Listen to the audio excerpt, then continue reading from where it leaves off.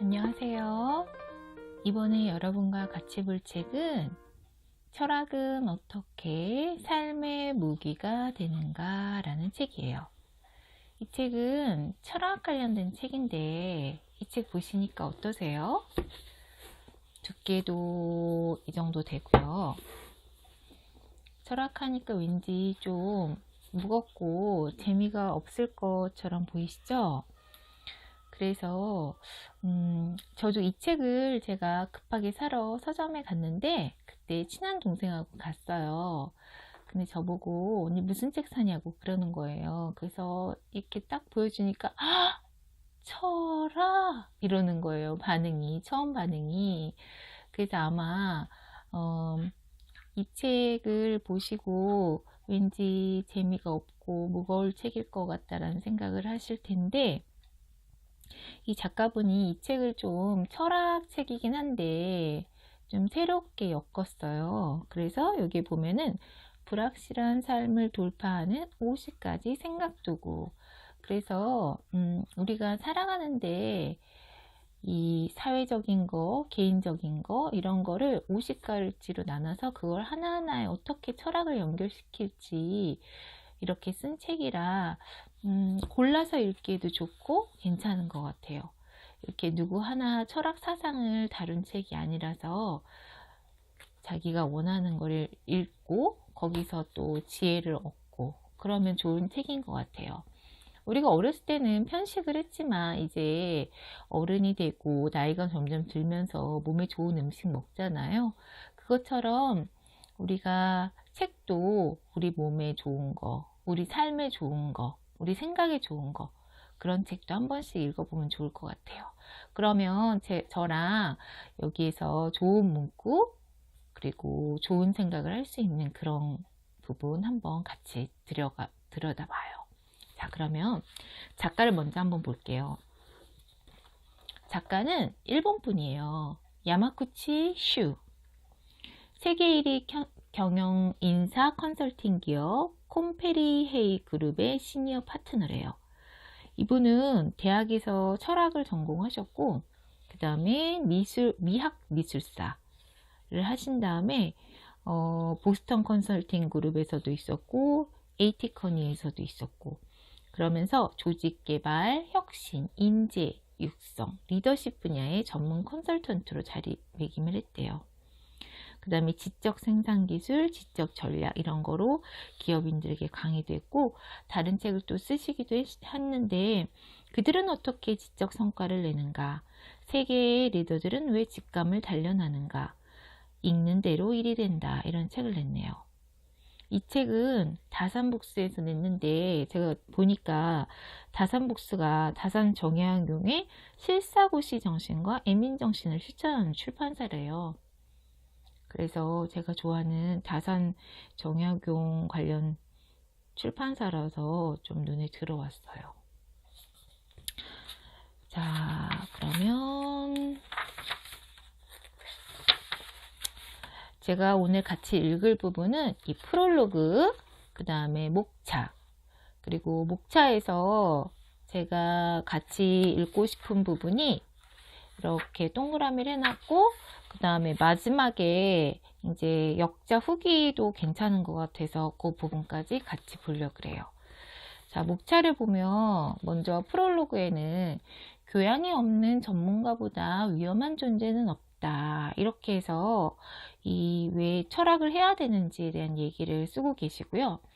1부에서는 무기가 되는 철학이 어떻게 우리 삶의 무기가 되는지, 그래서 왜 철학을 배우는 새로운 방법은 뭐고 왜 철학 앞에서 우리는 좌절하는지, 그런데 이 책은 어떻게 해서 그 철학들을 엮었는지를 1부에서 소개를 하고 있어요. 그 다음 2부에서 이제 50가지 얘기가 있는데, 지적 전투력을 극대화하는 50가지 철학 사상 해서 크게 파트가 이렇게 4파트로 나눠져 있어요. 1장은 사람에 관해서 왜 이 사람은 이렇게 행동할까, 우리가 사람들마다 각자 행동하는 거가 다른데 그 행동하는 것 중에 조금 나는 왜 이랬지? 나는 그때 왜 그랬을까? 저 사람은? 뭐 이런 생각이 드는 여러 가지 경우들이 있는데 그런 각 케이스들을 철학과 연결해서 책이 쓰여져 있고요. 2장은 조직, 조직에 관한 핵심 컨셉트. 왜 이 조직은 바뀌지 않을까? 조직을 바꾸려고 하는데 조직이 안 바뀌는 거예요. 그 이유가 뭔지 철학적 개념으로 연결시켜서 한번 하나씩 보고자 이 책을 아마 만드신 것 같아요. 그 다음에 이제 컨설팅을 하다 보니까 그런 경험에 의해서 나온 얘기들이 많은 것 같고요. 3장은 사회. 우리는 사회 속에서 살고 있잖아요. 지금 무슨 일이 일어나고 있는가? 그래서 지금 사회적으로 일어나고 있는 현상들, 이런 현상들을 이제 철학 개념과 묶어서 또 설명을 하고 있고요. 마지막 4장은 사고, 우리가 생각하고 있는 사고, 그 사고에 관한 내용이에요. 어떻게 사고의 함정에 빠지지 않을 수 있을까? 그래서 우리가 생각을 잘할 수 있고 좀 더 지혜롭고 현명하고 이렇게 넓게 생각할 수 있는 다양한 경우를 또 쓰고 있어요. 그 다음에 이제 이 책을 번역하신 분의 후기도 끝에 있어요. 그래서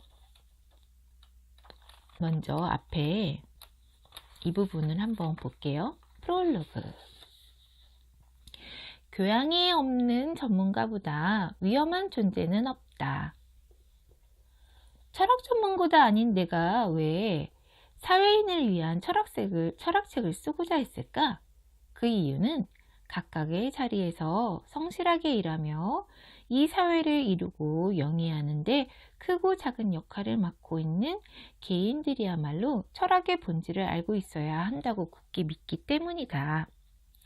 그래서 이 개개인들이 철학에 대해서 잘 알고 있어야 된다고 생각을 해서 그 철학에 대한 전문가는 아니지만 그래도 철학을 이용해서 뭔가 직업에서 활용을 하셨던 경험이 있어서 철학책을 쓰신 것 같아요. 그래서 중간에는 이제 뭐 이렇게 나라별로 어떻게 철학에 대해서 지금 공부를 하고 적용하고 있는지가 있는데 그 중에서 미국 얘기가 나와요.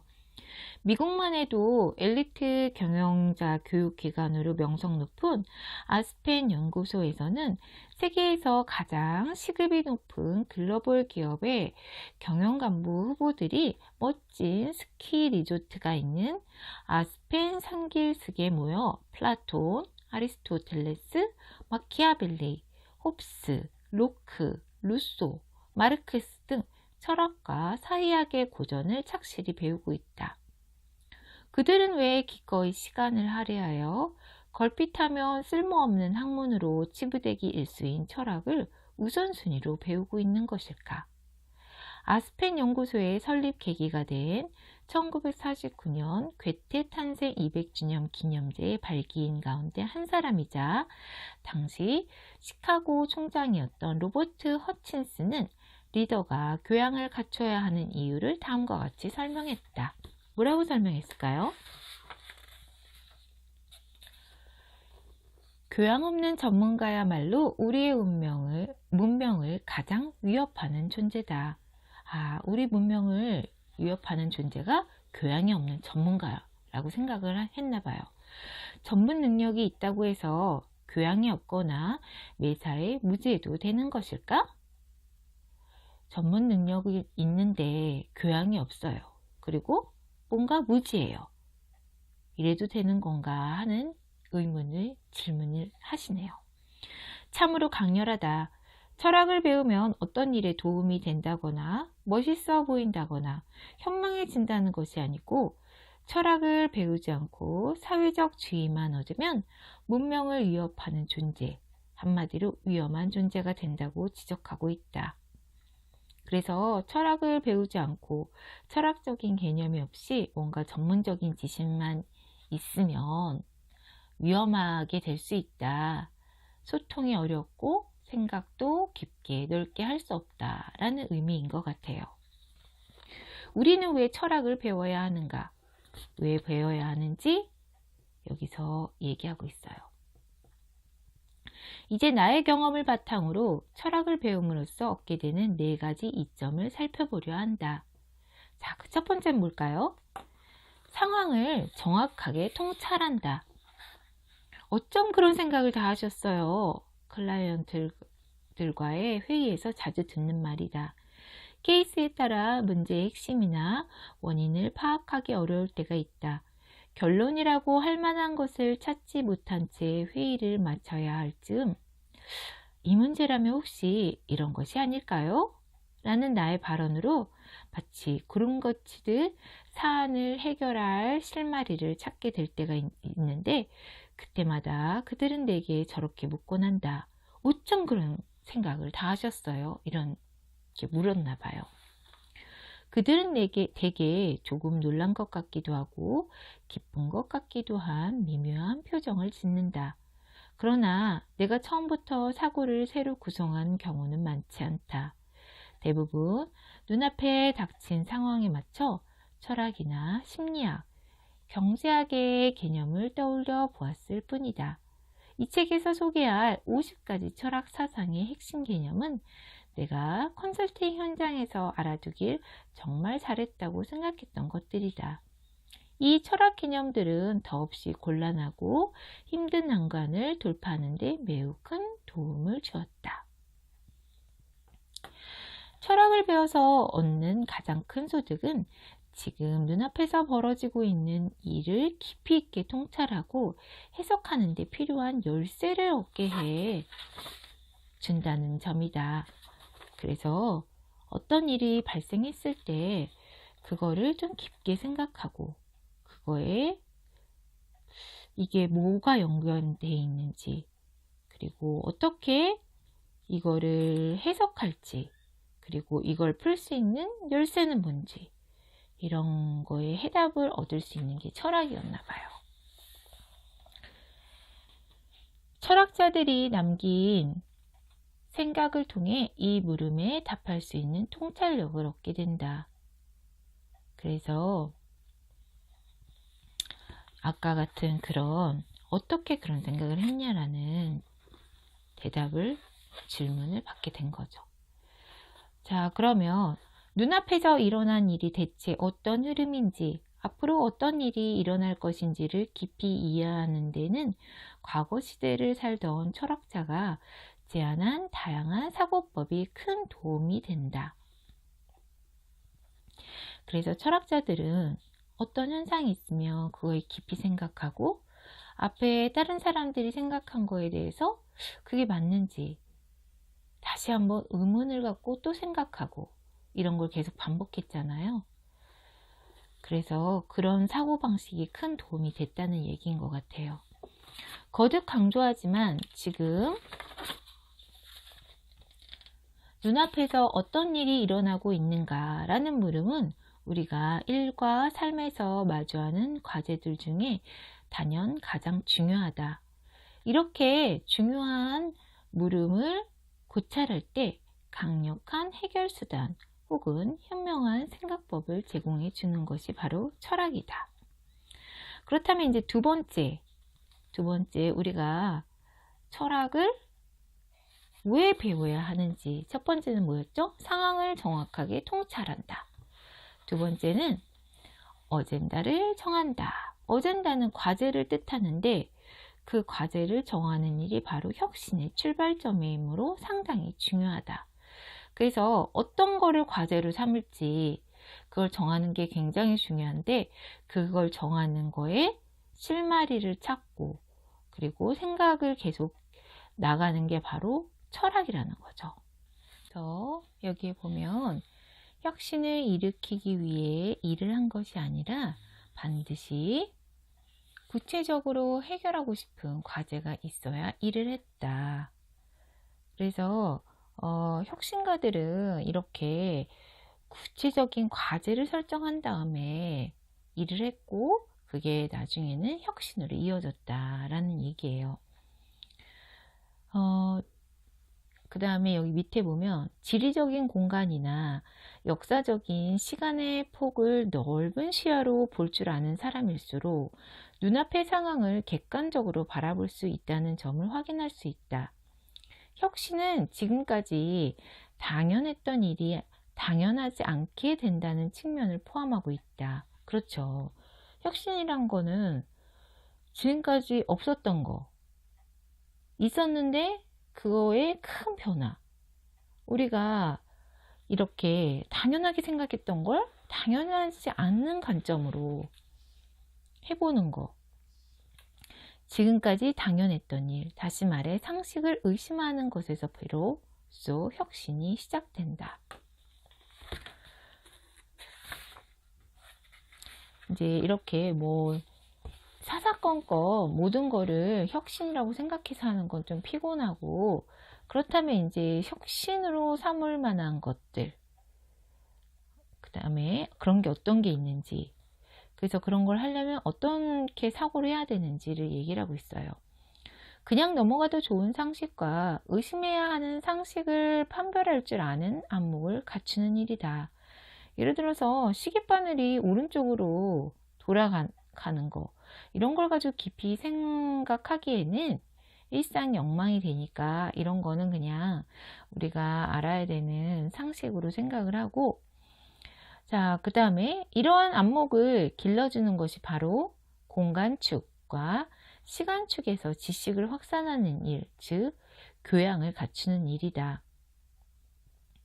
그래서 자신이 갖고 있는 지식과 눈앞의 현실을 비교해 보고 보편성이 더 낮은 상식, 다시 말해 지금 여기에서만 통용되는 상식을 가려내야 한다. 스티브 잡스는 캘리그래피의 아름다움을 알고 있었기에 컴퓨터 폰트는 왜 이렇게 안 예쁠까라는 의문을 가질 수 있었다. 눈앞의 세계를 무조건 받아들이지 말고 객관적으로 고찰해 보자. 자, 이렇게 해서 세 번째 거 어젠다를 정한다까지 이제 봤고요. 이제 네 번째 마지막, 같은 비극을 되풀이하지 않는다. 철학을 배우는 마지막 이유는 두 번 다시 비극을 일으키지 않기 위해서다.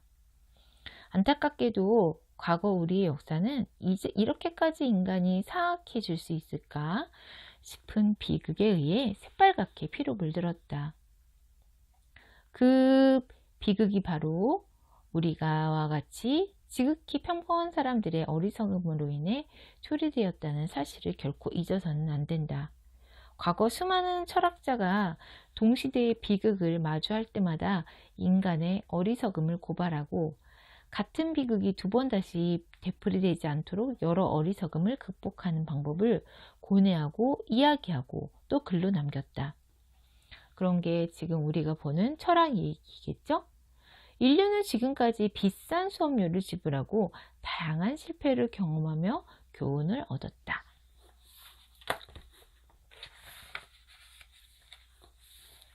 그래서 이제 이렇게 어떤 교훈들이 얻었는지 얘기가 나오고요. 그 다음에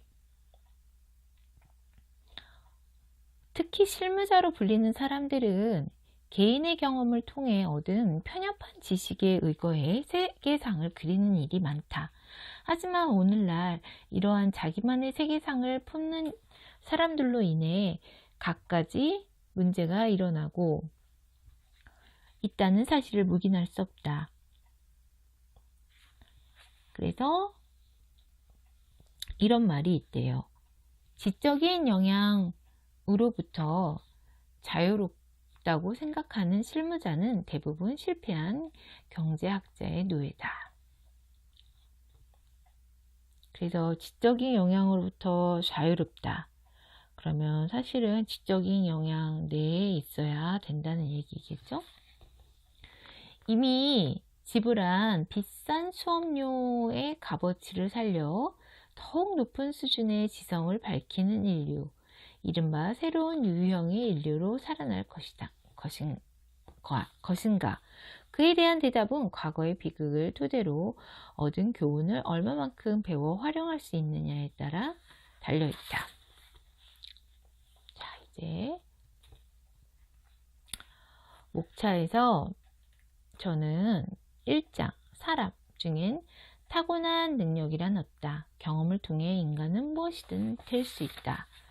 그 다음에 두 번째로는 인생은 예술 작품으로 대한다면, 이제 조직에서는 이해할 수 없는 사람과 함께 일해야만 하는 이유. 그 다음에 이제 사회에서는 재빨리 도망칠 줄 아는 사람이 승리한다. 자, 네 번째, 사고에 관한 핵심. 이거는 미래를 예측하는 최선의 방법은 미래를 창조하는 것이다. 그거 읽고 칸트와 스피노자 없이 철학을 이야기하는 법까지 읽으면 될 것 같아요. 자, 1장 무기가 되는 철학. 여기서는 작가가 어떻게 이 책을 어떤 개념으로 쓰게 됐는지 설명이 되어 있어요. 그래서 이 부분을 다 읽을 필요는 없는 것 같고, 그래서 목차를 시간축으로 구성하지 않는다. 그래서 철학 입문서처럼 뭔가 철학의 역사, 그 다음에 작가에 대한 그 작가의 처음과 끝 이렇게 그런 순으로 얘기를 하지 않았고,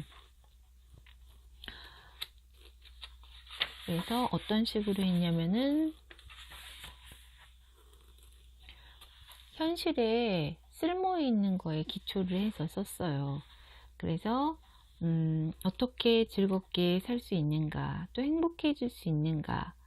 그래서 본래 철학이라는 것은 사회라는 커다란 시스템의 일부로 하루를 보내고 있는 극히 평범한 사람이 더욱 나은 삶을 살고 더 좋은 사회를 건설하는 데 공헌하는 길잡이가 되어야 한다 라는 얘기를 하고 있어요. 그래서 철학이라는 도구를 어떻게 사용하면 좋을까?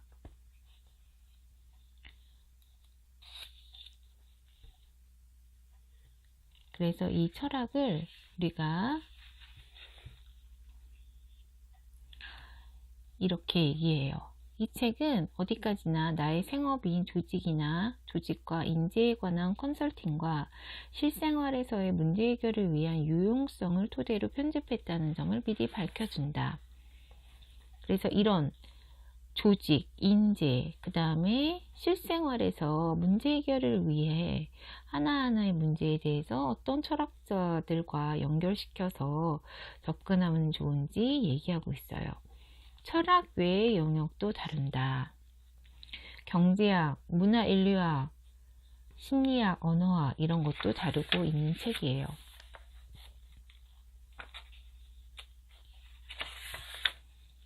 그래서 쭉 읽다가 보면 맨 끝에 이제 1장 끝에 이런 말이 나와요.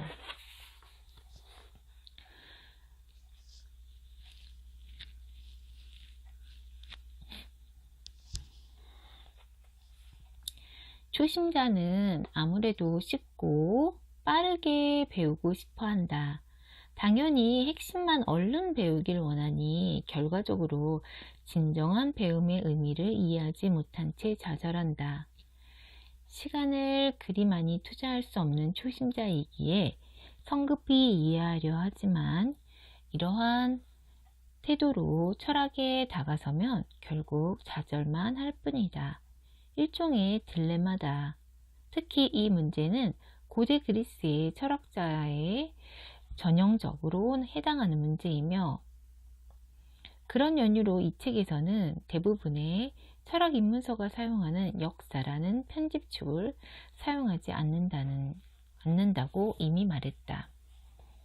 위에서 말한 전철을 밟지 않으려면 느닷없이 아웃풋만을 알고 싶다거나 가르쳐주고 싶다는 욕구를 억누르고 오히려 그 아웃풋을 주장하는 데까지 다다른 사고 과정 혹은 문제에 마주한 태도 등을 이야기식으로 간략하게 소개하는 것이 중요하다. 나는 지적 전투력을 극대화하는 50가지 철학 사상 이 그러한 사고 과정과 태도를 간접 체험하게 해주는 교두부 역할을 하리라 기대하며 이 책을 써내려갔다. 이제 하나씩 소개해 보겠다. 자, 저자가 어떤 의미로 이 책을 썼는지 이제 좀 감이 잡히시나요? 자, 그러면 1장부터 2부 50가지 중에 지적 천투력을 극대화하는 50가지 철학 사상 얘기가 이제 나와요. 첫 번째, 사람에 관한 핵심 컨셉트. 왜 이 사람은 이렇게 행동할까? 그래서 이제 여기서 제가 이 책 중에 밑줄 긋고 여러분과 같이 공유하고 싶은 내용이 있어서 그 부분 이렇게 표시했어요. 그 부분 위주로 한번 책을 같이 볼게요.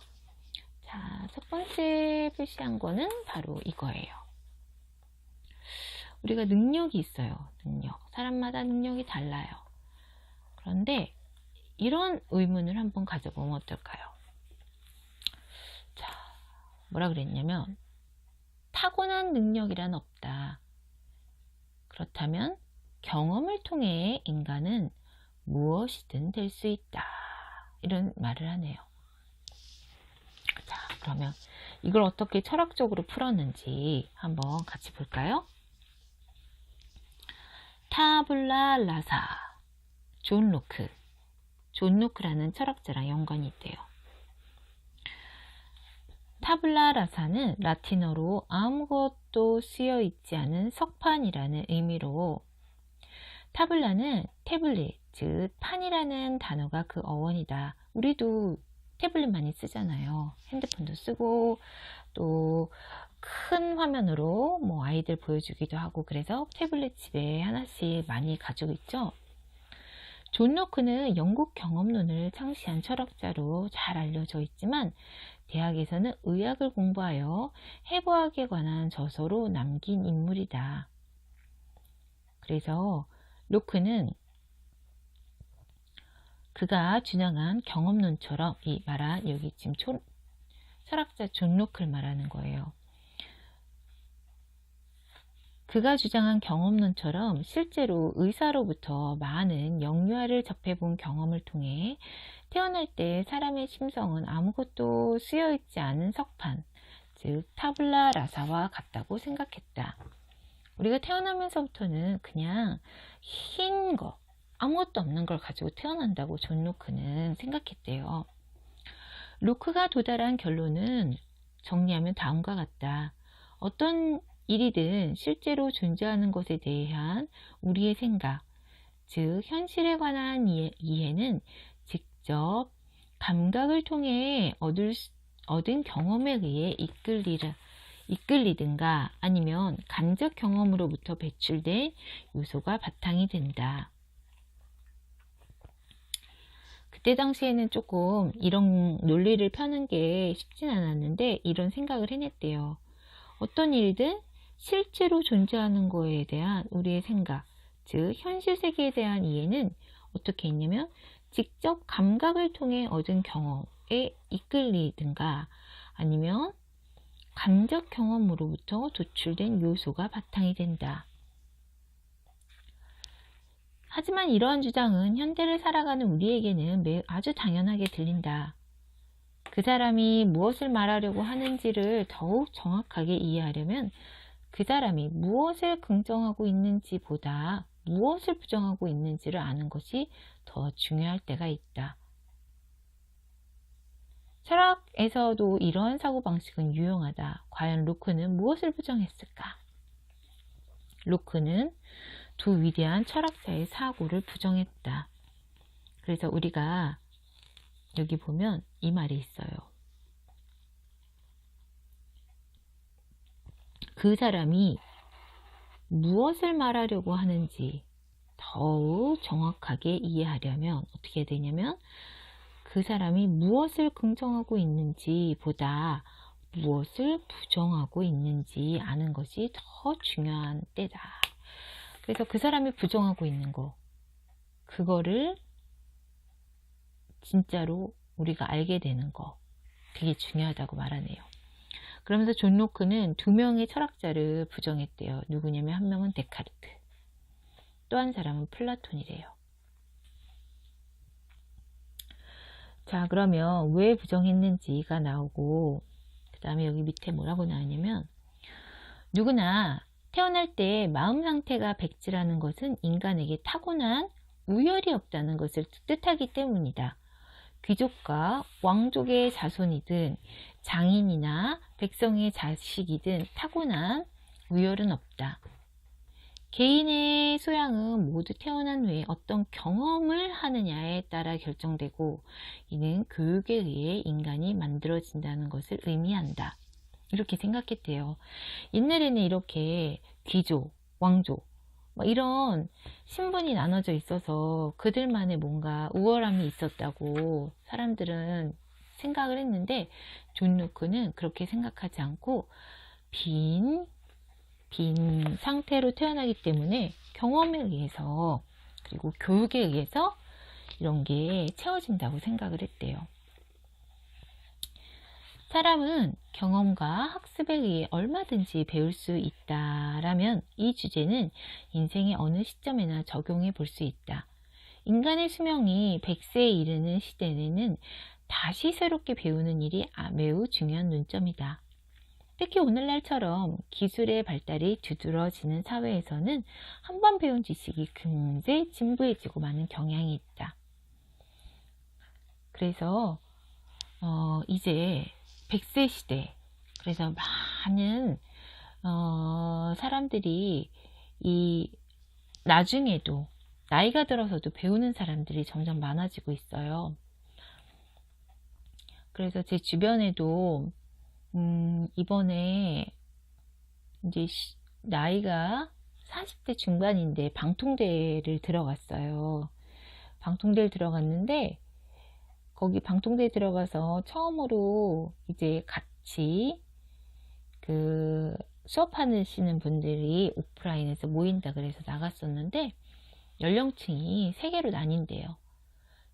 은퇴를 한 50대 이후, 55세 이후 이런 분들이 계시고 그 다음에 이제 40대 아니면 30대 후반 이렇게 뭔가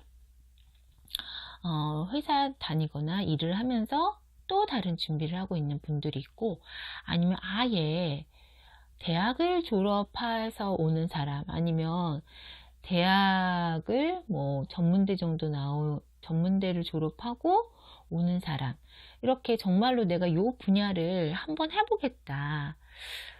그런데 그냥 대학을 다니기에는 부담되니 방통대에서 이거를 내가 시간을 내서 공부해 보겠다. 이런 사람들이 주라 그러더라고요. 가서 얘기 들어봤더니. 이렇게 뭔가 배우는 거 이런 게 많은 기회가 요즘에 생기기도 하고 또 많이들 배우고 있는 것 같아요. 저도 마찬가지인 것 같아요. 자, 그러면 이제 이렇게 우리가 첫 번째 얘기 어떤 얘기였죠? 타고난 능력이란 없다. 경험을 통해 인간은 무엇이든 될 수 있다. 그래요. 경험을 통해서 우리 많은 지식과 그 다음에 몰랐던 사실들을 익히고 우리가 원하는 모습으로 살아가면 좋을 것 같아요. 자, 이제 두 번째는 뭐냐면 그래서 그거의 연장선의 얘기예요. 인생을 예술작품으로 대한다면 앙가 주망 장폴 사르트르. 사르트르는 대표적인 실존주의 사상가였다. 실존주의는 무엇인가? 이 책의 앞부분에서 철학자들은 어떻게 살아가야 하는가라는 하우의 물음과 세상은 무엇으로 이루어져 있는가라는 왓의 물음, 이 두 가지 명제에 몰두해왔다고 언급했다. 앞에 이제 이런 말이 있었어요. 철학자들은 세상을 어떻게 살아가야 되는지, 세상은 무엇으로 이루어져 있는지 이거에 대해서 많은 고민을 했대요. 실존주의는 이 중에서 나는 어떻게 살아야 하는가, 즉 하우의 물음을 중시하는 입장이다. 결국은 주체적으로 관계한 일에 참여를 한다는 뜻이다. 앙가 주망. 그러면 어떻게 해야 되는지 첫 번째, 우리 자신의 행동이다. 그래서 무엇을 할까라든지 무엇을 하지 않을 것인가 라는 의사결정에 스스로 책임을 질 필요가 있다. 그래서 투표도 하고 뭔가 권리적인 행사를 하는 거죠. 그 다음에 사르트르는 우리가 스스로의 행동뿐 아니라 세계에도 책임이 있다고 주장했다. 이것이 바로 앙가주망에 따라 참여하는 두 번째 대상인 세계다. 그에 따르면 우리는 자신의 능력과 시간, 즉 인생 자체를 사용해 어떤 계획을 실현하는데 이때 우리에게 일어나는 일은 모두 그 계획의 일부로 받아들여야 한다. 사람의 일생에서 우발 사건 같은 것은 존재하지 않는다 라고까지 이야기했다. 그래서 이 장폴 사르트르는 이렇게 두 가지, 우리 자신의 행동에 책임을 갖고 스스로 선택해서 하는 거, 그 다음에 세계, 그래서 이 전 세계 사람들에게 영향을 주고, 그 다음에 자기가 계획한 대로 자기만의 세계를 만들어 가는데 자기가 계획하는 대로 일이 벌어지니까, 그래서 이게 이제 우발사건, 우연히 일어나는 사건은 존재하지 않는다고 말을 하고 있는 거예요. 그러면서 뭐라고 말을 덧붙이냐면, 우리는 외부의 현실과 자신을 각각 별개로 생각하는 습관이 있다. 그러나 사르트르는 이를 부정했다. 외부의 현실은 우리가 어떤 시도를 하느냐에 따라 혹은 하지 않느냐에 따라 그러한 현실이 된 것이므로 외부의 현실은 곧 나의 일부이고 나는 외부 현실의 일부이다. 즉 외부의 현실과 나를 결코 끊으려야 끊을 수 없는 관계다. 그렇기에 더더욱 그 현실을 자신의 일로 구체적으로 받아들여 더 좋은 방향으로 이끌어 가고자 하는 태도, 즉 앙가주망이 중요하다. 그래서 이제 성공을 하기 위해서는 갇혀있는 사고를 하지 말고 이렇게 다양하게 해보면서 뭐라고 했냐면, 끝에 사르트르의 이러한 주장은 내가 세계의 리더들은 왜 직감을 단련하는가에서 소개한 현대 미술가 유제프 보이스의 사회적 조각과도 일맥상통한다. 우리는 세계라는 작품을 제작하는 데 공동으로 관여하는 아티스트며, 그렇기에 이 세계를 어떻게 만들고 싶은가에 대한 비전을 가지고 하루하루 설계해야 한다는 것이 유제프 보이스의 메시지다. 사르트르 또한 조직과 사회가 들이대는 척도를 보며 자기 기만에 빠지지 않고 완전한 자유 속에서 자신의 일상을 예술 작품처럼 강조해 나가야만 자신의 가능성을 깨달을 수 있다고 역설한다. 그래서 여기에 보면 뭐라고 나와 있어요? 원하는 자유 속에서 자신의 인생을 예술 작품처럼 창조해내야만 자신의 가능성을 깨달을 수 있다 라고 역설하고 있네요. 자, 이제 다음 얘기를 한번 넘어가 볼게요. 자, 다음은 이제 1장이 끝나고 여기 2장의 얘기예요. 근데 2장은 조직에 관한 얘기인데, 조직이라고 우리가 뭐 회사나 이런 곳에 조직에 속해 있는 사람만 읽을 건 아니고, 이게 사람과의 관계, 그런 얘기를 다룬 거라, 여기에서 그래서 제가 그 중에서도 뽑은 게 뭐냐면, 이해할 수 없는 사람과 함께 일해야만 하는 이유. 우리가 사람을 만나다 보면 뭔가 같이 해야 되고 같이 얘기를 나눠야 되고 뭔가 관계가 계속 이어지잖아요. 그때 나와 분명히 사람들은 다 다르잖아요.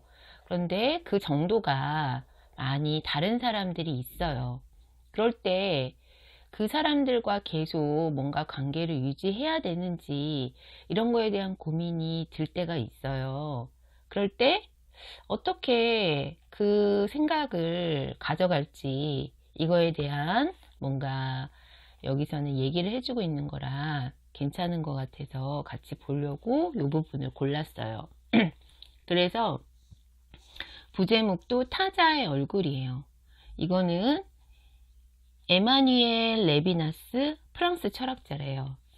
그래서 자, 여기에 어떻게 나와 있냐면, 레비나스가 말하는 타자, 타자는 글자 그대로 자신 이외의 사람이 아니라 소통이 안 되는 사람, 이해할 수 없는 사람을 뜻한다.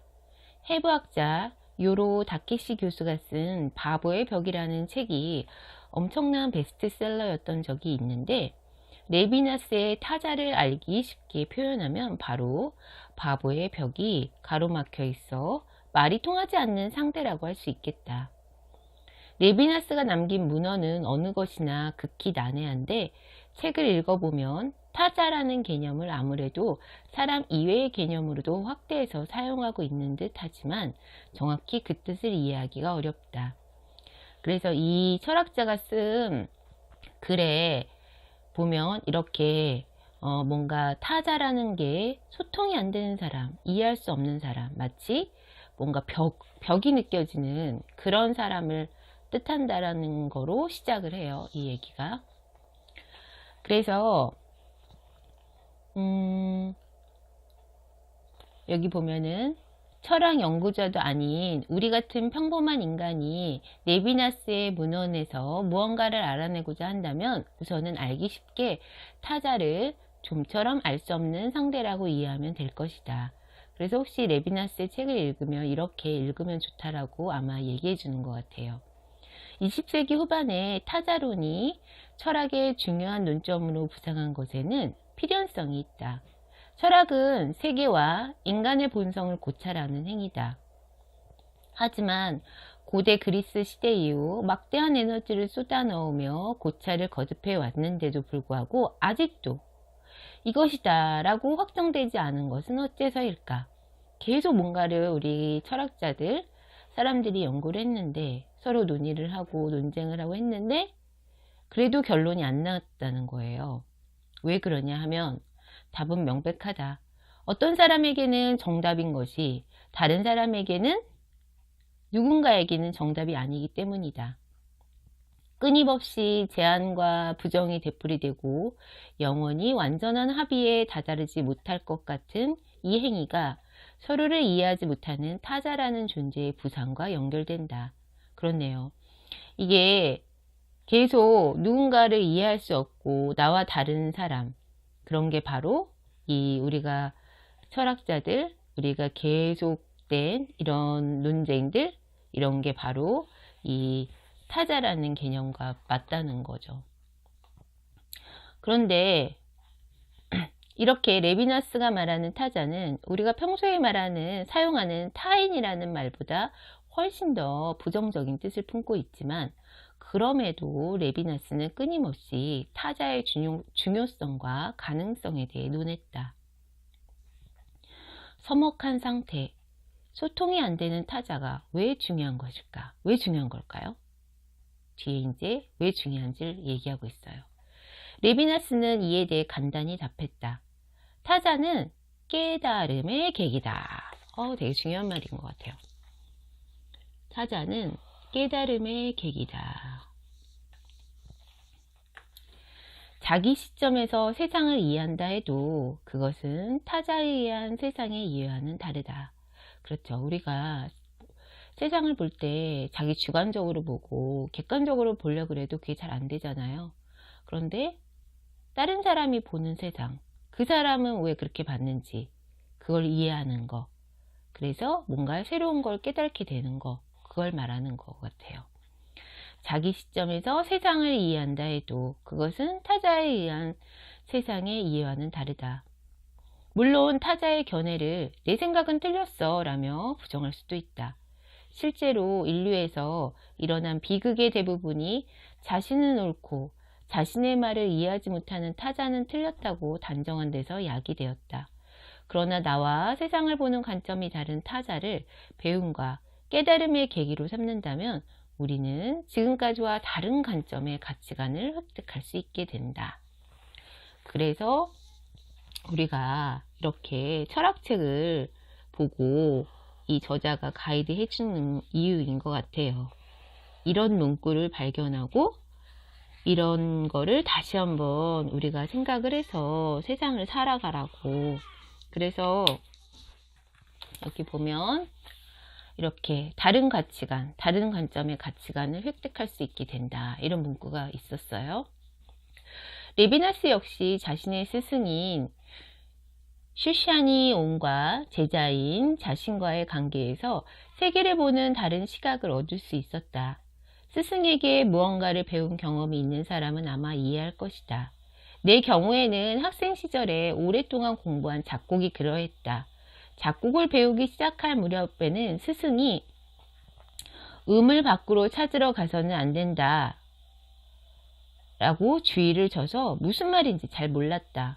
여기서 몰랐다는 것은 말 자체를 알 뜻은 했으나 진정 스승이 말하는 속뜻을 이해할 수 없었다는 의미다. 그렇죠. 이 속뜻, 이게 지금 이 여기에서 말하는 핵심인 것 같아요. 그런데 이 몰랐던 것을 어느새 문득 알고 있다. 물론 문득 알게 된 거죠. 물론 한번 지나간 일은 다시 체험할 수 없다. 하지만 어쨌든 어제까지 알지 못했던 것을 왠지 모르지만 오늘은 알게 되고 이해하게 된다. 아마 이러한 체험을 해본 사람이 많을 것이다. 이때 나라는 단어로 규정되는 개인은 알게 된 전, 알게 된 후, 예전과는 다른 사람이 된다. 뭔가 깨달음을 알게 되면 알게 된 후에 자신이 있는 거죠. 알게 되기 전에 자신은 이제 과거의 자신이고 이제 자기는 그런 자신이 아닌 거죠. 그래서 예전과는 다른 사람이 이제 되는 거예요. 오늘의 자신이 어제의 자신에게 똑같은 물음을 던질지라도 그것은 바보의 벽에 부딪혀 전달되지 않는다. 왜냐면 어제의 나는 이 깨달음을 알게 된 내가 아니잖아요. 그러니까 아무리 이 선생님이 말한 것처럼 음을 밖으로 찾으러 가서는 안 된다 라고 말을 했어도 아마 어제의 나는 이해하지 못하고 그게 무슨 말인가, 그리고 엉뚱하고 다른 거라면 했을 거라는 거죠. 그게 바로 바보의 벽에 부닥쳐 있는 나라는 거고, 그런데 이제 알게 됐잖아요. 즉 안다거나 이해한다는 것은 바뀐다의 뜻이다. 그렇죠. 우리가 뭔가를 알게 됐어요. 깨달음을 얻게 됐어요. 이해하게 됐어요. 그러면 나는 그때부터 바뀌죠.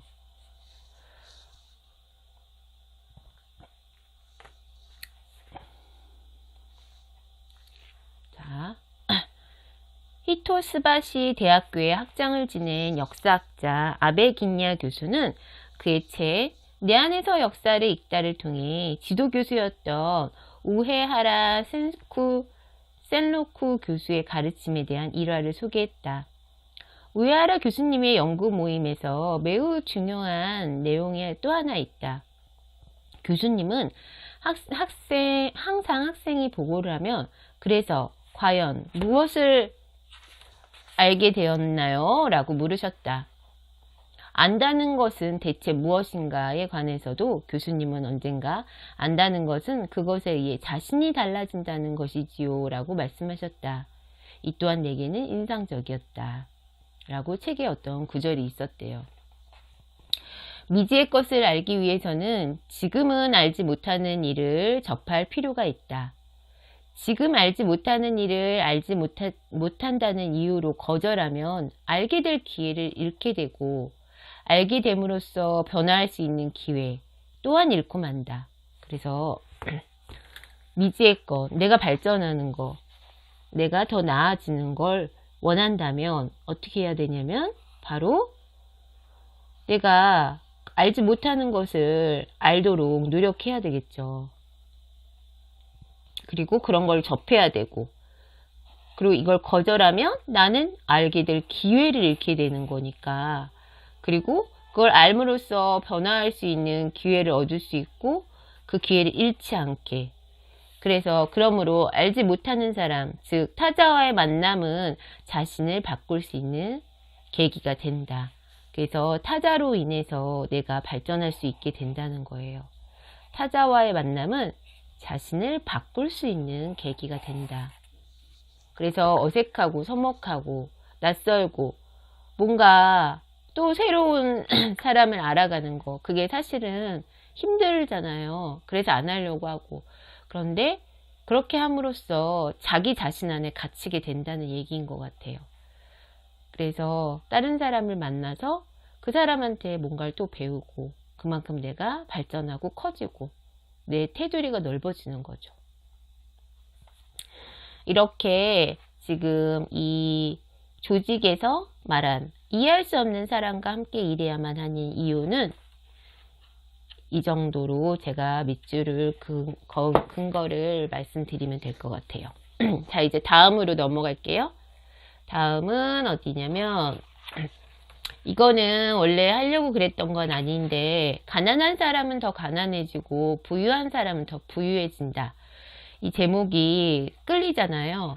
근데 여기서는 뭐냐면 일본에선 통계를 냈는데 4월이나 6월에 태어난 아이들이 더 똑똑하고 더 운동도 잘한다 이런 통계가 있어서 그거에 따른 그래서 그 사람들이 더 관심을 받고 더 주목을 받아서 더 잘하게 되더라.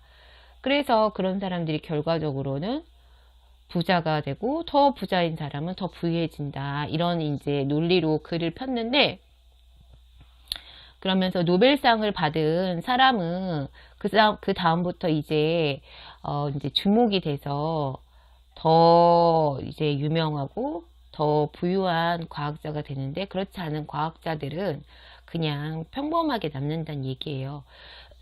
근데 이제 이 책은 그냥 한번 여기까지는 그냥 보시면 될 것 같은데 이 중에서 제가 와닿던 문구가 있어요. 사람은 일단 성장의 기회를 얻게 되면 의욕이 상승해 연습에 매진하게 되므로 차이는 점점 더 벌어진다. 이 문구가 확 와닿았어요. 왜냐면 아까 우리가 타인을 위해서 뭔가 자기가 발전하고 변화할 수 있는 기회를 가져라고 했잖아요. 그런데 이런 뭔가 타인을 통한 발전이 아니고 나 자신을 통한 발전은 바로 내가 어떤 계기가 됐을 때 성장의 기회를 얻었어요. 그래서 예를 들어서 우리가 아이들한테 중학교 1학년 때, 고등학교 1학년 그 첫 시험이 중요하다라고 하잖아요. 그래서 그 첫 시험을 잘 보라고 그래요.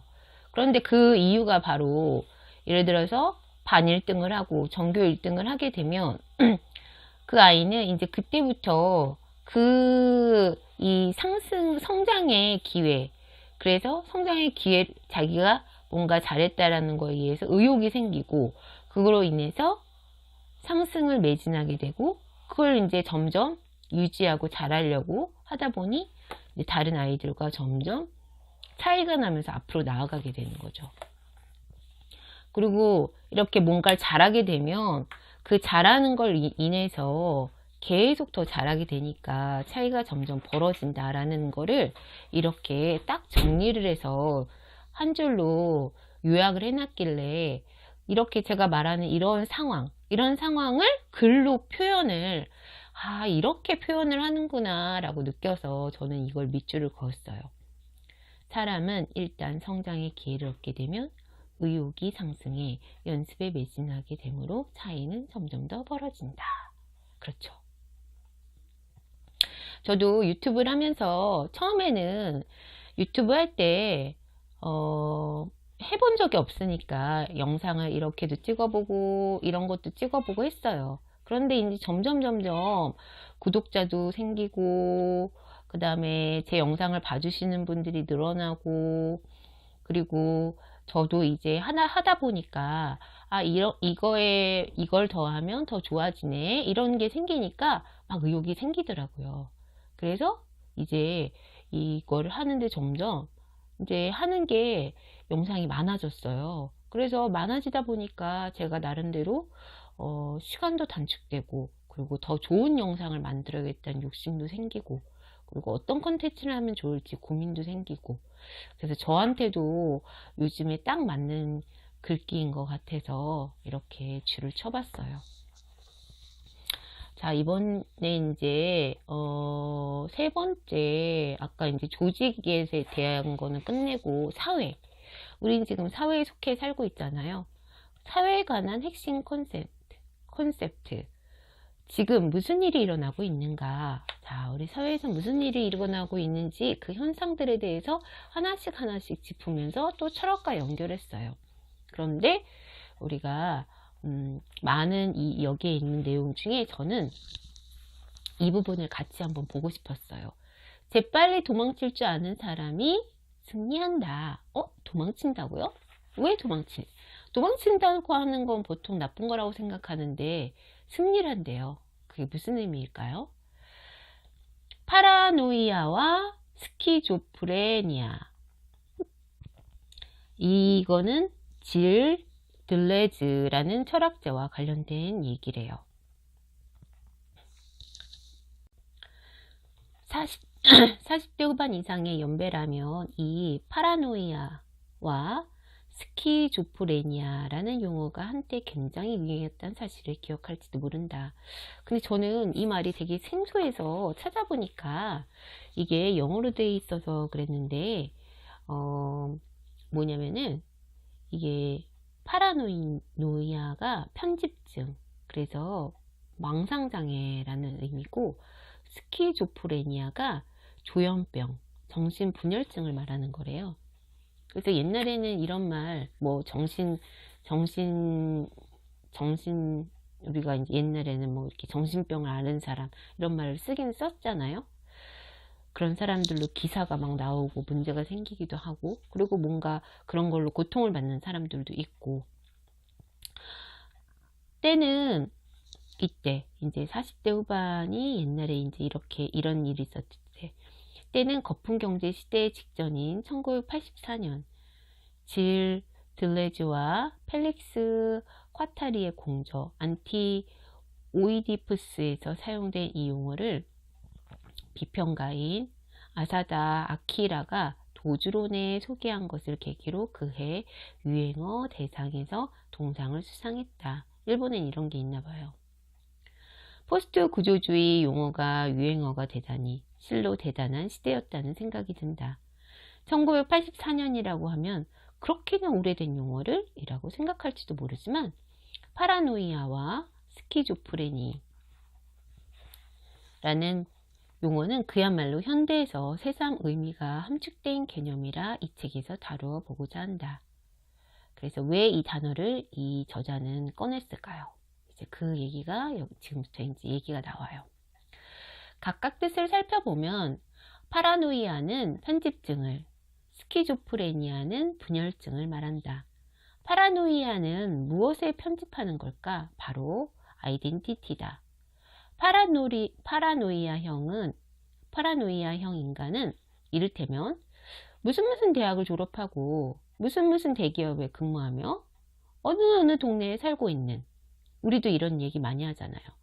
아, 나 무슨 대학 졸업하고 어디 다니고 나 어디 살아. 아니면 그 사람은 무슨 대학 졸업하고 어디 다니고 그럼 어디에 산대. 이런 얘기. 누군가를 말할 때 그 앞에 그 사람을 가리키는 말이, 이런 말이 붙는 거, 우리도 지금도 이런 말 하고 있어요. 그죠? 자신의 아이덴티티에 집착하고 이 정체성을 더욱 세밀한 부분까지 파고들어 새로운 정합적 특질을 획득하는 데 매진한다. 인생에서는 종종 우발적인 기회나 변화가 나타나곤 하는데 그때마다 기회와 변화를 받아들일지 말지는 축적해온 과거의 아이덴티티와 꼭 들어맞는지 여부에 달려있다. 그렇기에 파라노이아형 인간은 타자가 보기에는 일관성 있고 알기 쉬운 인격과 인생이다. 그래서 예를 들어서 이렇게 자기가 어디에 무슨 대학 나오고 어디에 근무하고 어디에 살고 있어요. 그런데 내가 이 근무하는 게 너무 자기한테는 자랑이에요. 그러면 이 회사에 계속 다니는 거죠. 그리고 이 동네에 사는 거가 자랑이에요. 그러면 이제 그 동네에 계속 사는 거예요. 이 다니는 게 힘들고 여기 사는 게 힘들어도 계속 유지를 하는 거. 그런데 그 사람의 속내를 모르고 그 사람을 보면 이 사람이 일관성 있는 사람이다, 이렇게 말을 한다는 거죠. 그런데 이게 이 저자가 이 얘기를 꺼낸 게 이게 좋은 것만은 아니다 라는 얘기를 하기 위해서 꺼낸 거겠죠? 한번 볼게요. 들레즈는 다른 저서 천개의 구원에서 서양 철학이 오랜 세월 동안 근본으로 삼아온 출발점을 토대로 트리형 가지와 트리형의 가지와 잎을 정합적으로 펼쳐나가는 식의 논리 구조를 한편에 두고 그와 대비하여 출발점을 갖지 않고 무질서하게 확산해가는 뿌리형 개념을 들고 나와 이것을 리좀, 프랑스어로 뿌리를 뜻하는 말로 다양성이나 다면성의 형태를 일컬음 이라고 명명했다. 이 트리와 리좀이라는 대비 구조에 파라노이아와 스키조프레니아를 적용시키면 파라노이아는 트리에 대응한다. 그렇다면 다른 한편의 스키조프레니아는 무엇이 분열이라 하는 것인가? 이쪽 또한 아이덴티티다. 스키조프레니아형 인간은 고정적인 아이덴티티에 속박되지 않는다. 자신의 미의식과 직감이 움직이는 대로 자유롭게 운동하고 그 시점에서의 판단, 행동, 발언과 과거의 아이덴티티나 자기 이미지와의 정합성에는 집착하지 않는다. 그래서 아까 여기 파라노이아 형과는 별개로 이제 스키조프레니아 형은 어떤 형인지를 얘기해 주고 있어요. 그런데 이 스키조프레니아는 이제 어디에 이렇게 고정된 게 아니에요. 그래서 자유롭게, 그리고 자기가 생각이 나는 대로 하는, 이런 게 이제 스키조프레니아 형이라는 거죠. 근데 이거를 이제 우리가 이 병에 대한 얘기가 아니고 우리가 아침형 인간, 저녁 인간인 것처럼 이런 어떤 형 인간, 어떤 형 인간, 이런 걸 이제 얘기할 때 이 두 가지 형의 인간으로 얘기를 했던 거고, 그거에 대해서 이제 얘기하고 있는 거예요. 우발적으로 찾아온 변화와 기회는 그때그때 직감이나 후각에 따라 받아들이거나 받아들이지 않을 뿐 과거에 축적한 아이덴티티와의 정합성은 고려하지 않는다. 따라서 트리와 리좀에 대비해 비유하자면 스키조프레니아는 리좀에 대응한다. 아까 여기 리좀이 뿌리형 개념, 이 트리형 개념과 뿌리형 개념이 있다 그랬잖아요. 그래서 트리형, 뿌리형 인간. 그러면 자, 여기서 이제 그 다음 넘어가서 자손 운운하는 이야기는 차지하고 아사다 아키라의 지적에는 두 가지 핵심이 있다. 하나는 파라노이아 형이 환경 변화에 약하다는 지적이다. 파라노이아가 일관된 생활을 하는 사람이라 그랬잖아요. 모두 알고 있듯이 현재 기업이나 사업의 수명은 점점 짧아지고 있다. 이 상황을 개인의 아이덴티티 형성과 관련지어 생각해 보면 어떨까? 직업은 아이덴티티를 형성하는 가장 중요한 요소이므로 하나의 아이덴티티에 얽매인다는 것은 하나의 작업에 얽매인다는 것을 의미한다. 개인과 사회의 두 가지 상황을 종합해 보면 아이덴티티에 집착하는 것은 위험하다는 결론을 얻을 수 있다. 일본의 기업인이자 작가인 호리에 다카후미도 저서 다동력에서 꾸준히 노력하는 시대는 끝났으니 실증나면 바로 그만두라고 조언한다. 이 말 또한 파라노이아보다 스키조프레니아가 그리고 트리보다 리좀이 중요하다는 지적으로 이해할 수 있다. 우리는 일관성 있는, 흔들리지 않는 외길 10년 같은 말을 무조건 칭찬하고 보는 어숙한 구석이 있다. 하지만 그런 가치관에 사로잡혀 자신의 아이덴티티를 편집적으로 고집하는 것은 이 사회에서 자살행위나 다름없다. 그래서 특히 일본은 더 이렇게 한 길을 가는 사람들이 더 많다고 우리가 들었잖아요. 그런데 이 저자는 이 사회가 변하고 있고 많은 변화가 있는데 그렇게 그 한 가지의 직업에 고집하고 있는 거, 이거는 현재 좀 아사다 아키라와가 지적한 두 번째 핵심은 도망친다는 점이다. 그래서 여기 아까 이거의 제목이 뭐였냐면 바로 재빨리 도망칠 줄 아는 사람이 승리한다. 그래서 이제 드디어 도망 얘기가 나오네요. 아사다 아키라가 지적한 두 번째 핵심은 도망친다는 점이다. 아사다 아키라는 파라노이아형을 정주하는 사람, 그리고 스키조프레니아형을 도망치는 사람으로 정의했다. 정주하는 사람에 대치시키려면 이주하는 사람이라든가 이동하는 사람이라고 정의하는 방법도 있을 텐데, 그렇게 표현하지 않고 뭐라고 표현했어요? 도망치는 사람이라는 정의를 사용했다. 이 지적은 매우 예리하다. 도망친다는 딱히 명확한 행선지가 정해져 있지 않지만 어쨌든 이곳에서 벗어나겠다라는 뜻이다. 그렇죠. 도망친다라는 거는 여기서 우선 벗어나는 거잖아요. 어딘지 모르지만 이 뉘앙스, 즉 반드시 분명한 목적지가 정해져 있지 않지만 이곳은 위험할 것 같으니 일단 움직이자라는 마음 자세가 스키조프레니아형 인간의 특질이다. 우리는 직업과 일에 관한 이야기를 할 때 자신이 무엇을 하고 싶은지, 무엇을 잘하는지를 생각하라는 말을 많이 듣는다. 우리가 직업을 나 이 직업 나한테 괜찮나?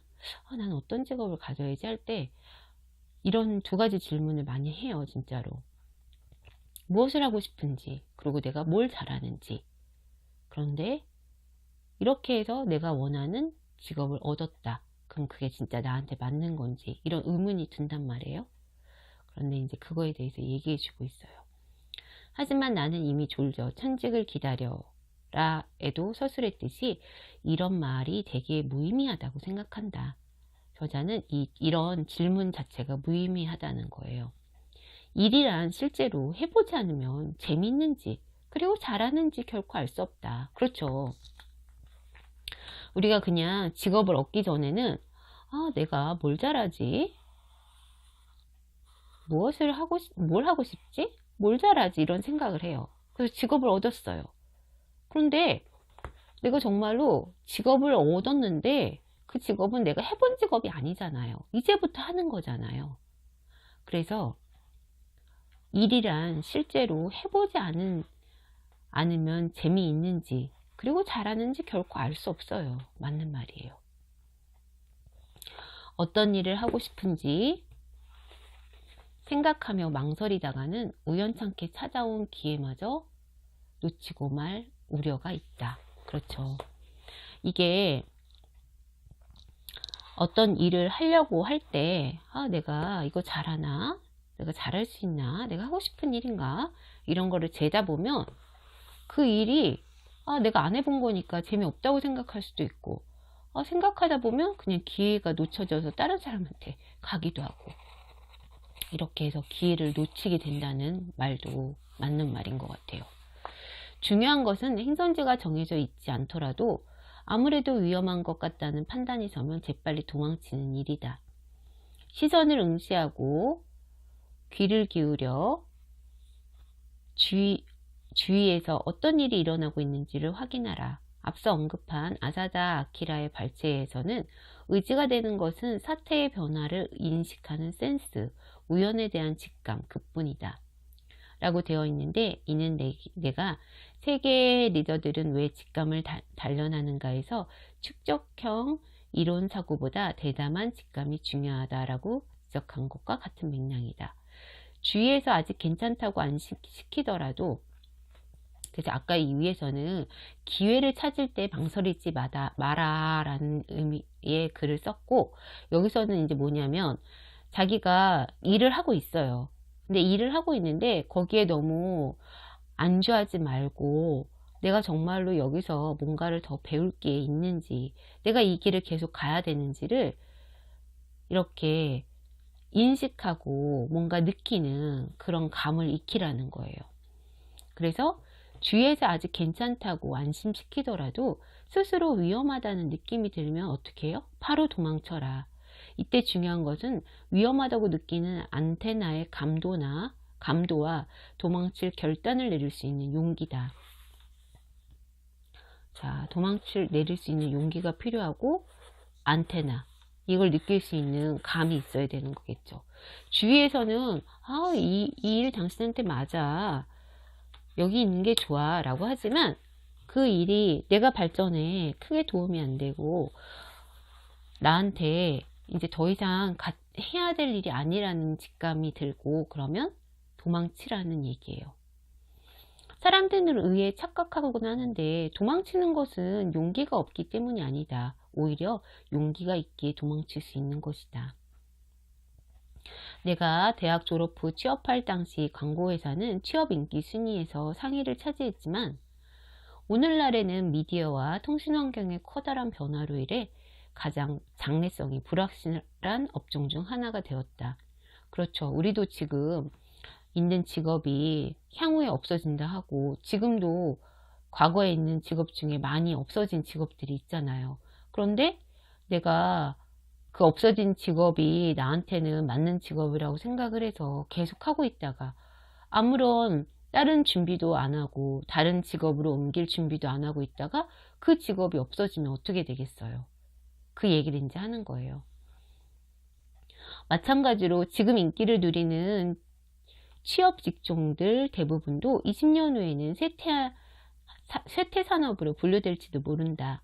누구나 부러워하는 회사에 입사하면 그 회사에 소속되어 있는 자신이 아이덴티티의 중심이 될 수밖에 없다. 하지만 그 회사가 인기와 명성을 그대로 유지할 수 있는 기간은 점점 줄어든다. 자신의 아이덴티티의 기반이 어느새 사람들이 부러워하는 선망의 대상에서 벗어났을 때 바로 그 아이덴티티를 버리고 게다가 자신이라는 존재를 무너뜨리지 않고 분리시킬 수 있을까?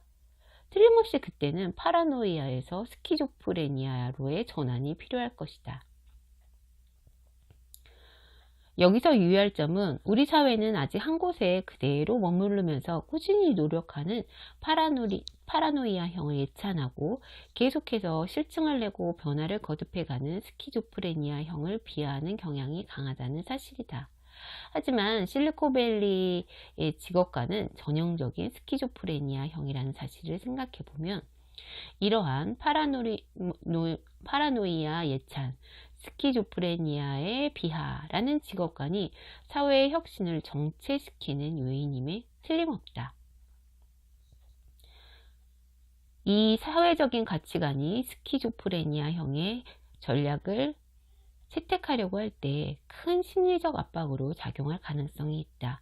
그래서 도망치는 데는 용기가 필요한 것이다. 세상의 평판에 신경을 쓰느라 침몰해가는 배 위에서 우물쭈물 하다가는 그야말로 인생을 엉망으로 만들 수도 있다. 자, 그래서 제가 버스 광고에서 봤는데 요즘 사람들 많이 이용하는 마켓컬리 있잖아요. 마켓컬리 사장님 인터뷰를 봤어요. 그 사장님이 여자분인데 되게 한 30대?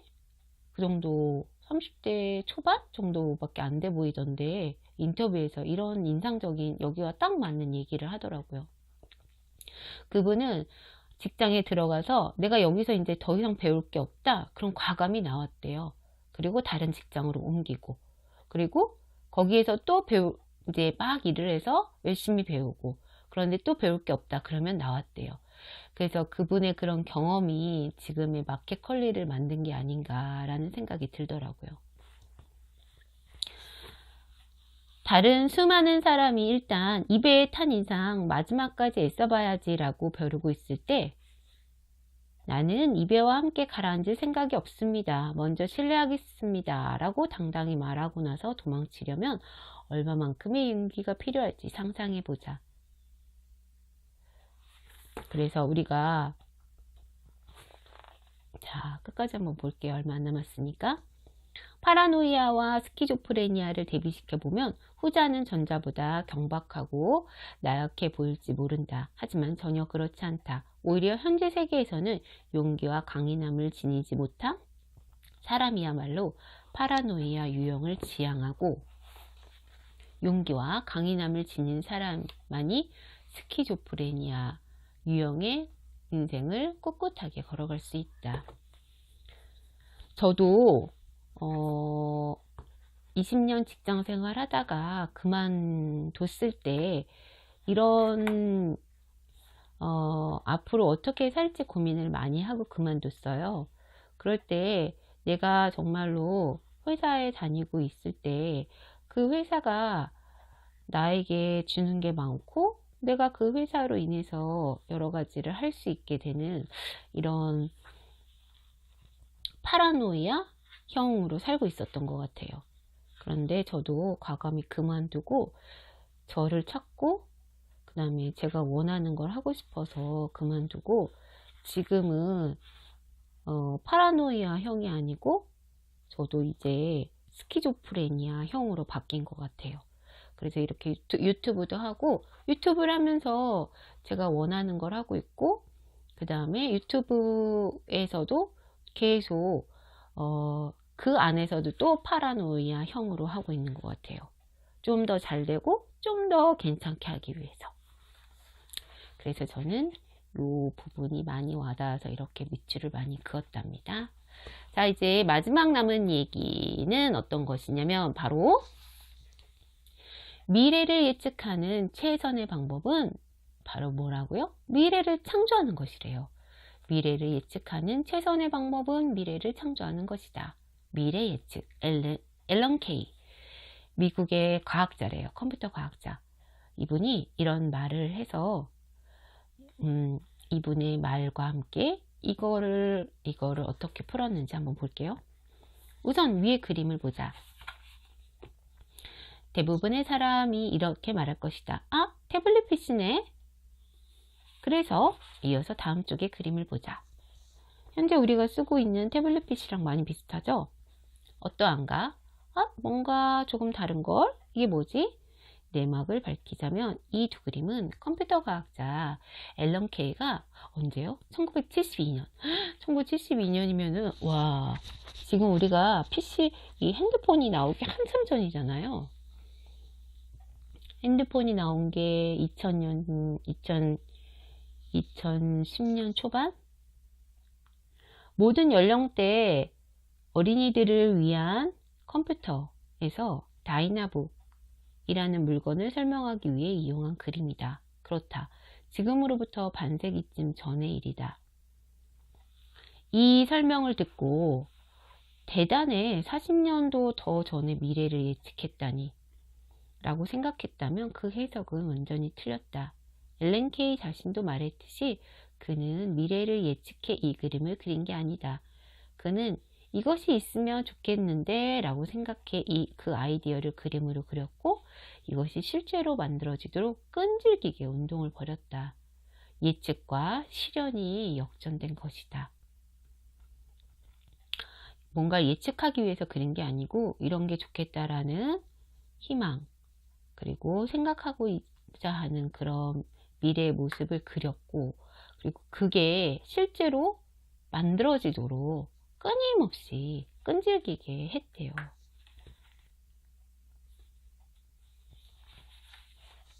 컨설팅 일을 하다 보면 고객에게 자주 미래 예측에 관한 상담을 받는다.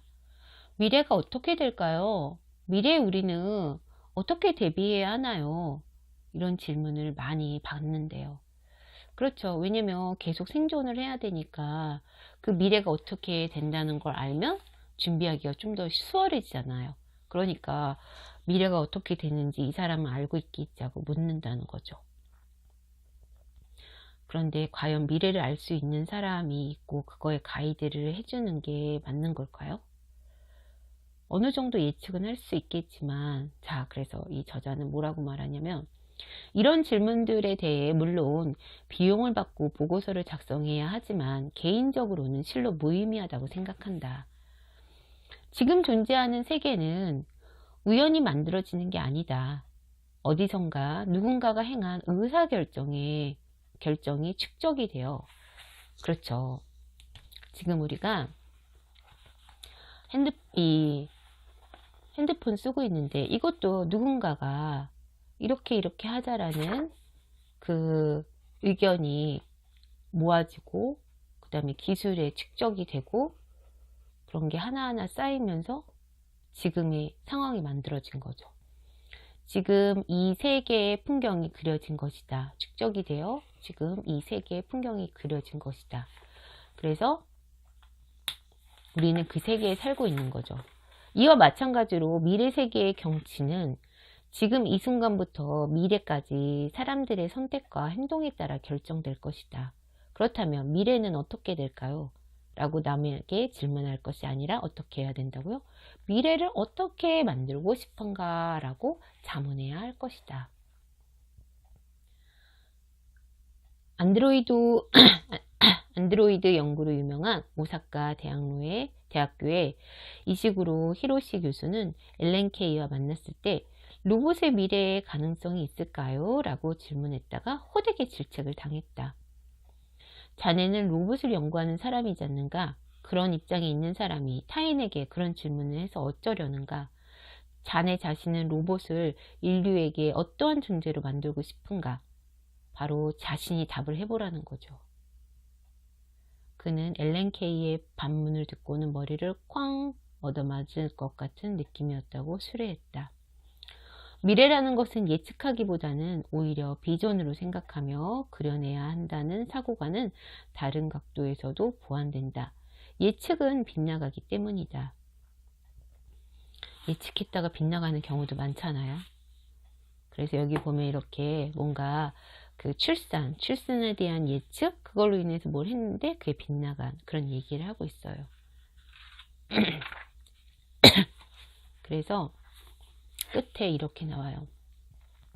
애초에 전문가의 예측은 빗나가는 것이 당연하다. 곰곰이 생각해보면 우리가 예측에 지나치게 의지하고 있지는 않은가 하는 의문이 든다. 마지막으로 엘렌 케이의 메시지를 소개하며 글을 마무리할까 한다. 미래를 예측하는 최선의 방법은 미래를 창조하는 것이다. 그래서 The best way to predict the future is to invent it. 그래서 좋아서 한번 찾아봤어요.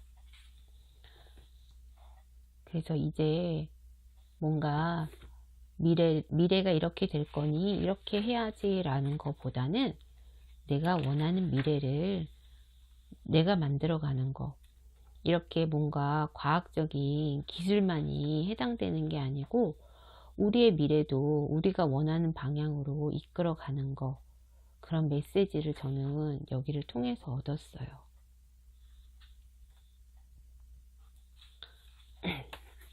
자, 그래서 이제 여기 맨 끝에 역자 후기 보면서 마무리 할게요. 칸트와 스피노자 없이 철학을 이야기하는 방법. 철학이라고 하면 어렵고 딱딱하다고 느끼는 사람도 있을 것이고 우수에 찬 눈빛으로 삶을 고뇌하는 철학가의 모습을 상상하며 고상하고 멋있는 학문으로 여기는 사람도 있을 것이다. 무엇보다 실생활에 전혀 쓸모없고 현실과는 동떨어진 학문이라고 생각하는 사람이 가장 많을 테다. 하지만 누구나 한 번쯤은 이런 말을 들어봤을 것이다. 너 자신을 알라. 나는 생각한다. 고로 나는 존재한다. 내일 지구의 종말이 온다 해도 나는 오늘 한 그루에 사과나무를 심겠다. 언제 어디서 들었는지 정확히 기억나지는 않을지라도, 그리고 어느 것이 스피노자가 한 말이고 어느 것이 데카르트의 말인지 헷갈릴지라도 아주 친숙한 말이다. 이처럼 우리가 생각하는 것 이상으로 우리는 일상에서 많은 철학자의 말과 신념을 알게 모르게 접하며 살고 있다. 누군가는 양철을 만나면 행복할 것이고 악철을 만나면 철학자가 될 것이라고 말한 소크라테스를 떠올리며 위안을 얻을지도 모르고, 소원을 묻는 알렉산드로 대왕에게 아무것도 필요 없으니 햇빛을 가리지 말고 비켜달라고 했다는 디오게네스를 생각하며 자유와 평안을 느낄 수도 있다. 하지만 이제 우리는 이런 명언과 일화에서 한 발 더 나아가 우리 삶 가까이에 선명하고 확실한 개념으로서 존재하는 철학을 만나볼 필요가 있다. 이게 바로 이 책이 쓰여진 이유인 거죠. 그런 의미에서 철학은 어떻게 삶의 무기가 되는가라는 제목은 매력적이다. 철학이 삶을 살아가는 데 무기가 되어준다면 그것이 어떻게 가능한지 궁금증을 솟구치게 하기 때문이다. 이 책을 집어든 여러분도 아마 나와 같은 마음이었을 것이라 생각한다. 저자 야마구치 슈는 철학을 전공한 전략 컨설턴트로서 오히려 철학 전문가가 아니기 때문에 역설적으로 우리가 사는 현대사회를 철학의 시각으로 날카롭게 바라볼 수 있었다. 그 덕분에 정식으로 경영학 관련 수업을 받은 적이 없음에도 경영 전공자와 MBA 보유자가 발에 채이는 컨설팅 업계에서 두각을 나타내며 승승장구했고, 비즈니스 스쿨에서 수많은 비즈니스 리더들을 대상으로 입문 지식을 현업에 적용하는 법을 가르쳤다. 그래서 여기 보면 시대를 앞서고 국가를 초월한 철학가들의 사고가 인공지능과 소셜미디어의 현대시대를 살아가는 우리에게도 경각심을 일깨워주고 미래를 향한 물음을 던져준다는 사실이 놀라운 한편으로 고맙기도 하다. 사람, 조직, 사회, 사고를 둘러싼 철학 콘셉트를 통해 인간의 심리와 행동의 메커니즘을 보여준 이 책 덕분에 실제로 세상을 바라보는 시각이 한층 다채롭고 깊어졌으며 내면도 왠지 더 성숙해진 느낌마저 차올랐음을 부끄럽지만 고백해 본다.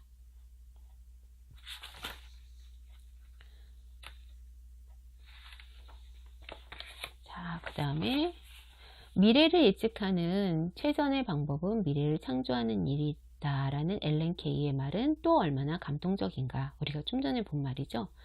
플라톤은 철학자를 지혜를 가진 사람이 아니라 지혜를 사랑하는 사람이라고 했다. 그래서 이 끝에 이렇게 해요. 나는 미래를 어떻게 만들고 싶은가. 그래서 자, 이 책을 우리가 보고 우리 삶이 한 번에 막 바뀌진 않아요. 그런데 저는 이렇게 책을 읽으면서 좋은 점이 이렇게 책을 한 번 읽을 때마다 이런 질문들, 예를 들어서 끝에 뭐라 그랬어요? 나는 미래를 어떻게 만들고 싶은가? 이런 질문이 저한테 왔어요. 그러면 이 질문에 뭔가 답을 하기 위해서 고민을 하고 내 삶을 좀 더 잘 살기 위해서 노력을 하게 되는 것 같아요. 그리고 여기서 얻은 이런 지혜들, 그리고 나를 변화시켜줄 그런 말들로 오늘도 내일도 그리고 계속 열심히 책을 읽고 그 자극을 받아서 열심히 살아보려고 그래요. 여러분도 좋은 자극이 되는 시간이 되셨으면 좋겠습니다. 그럼 다음에 또 뵐게요.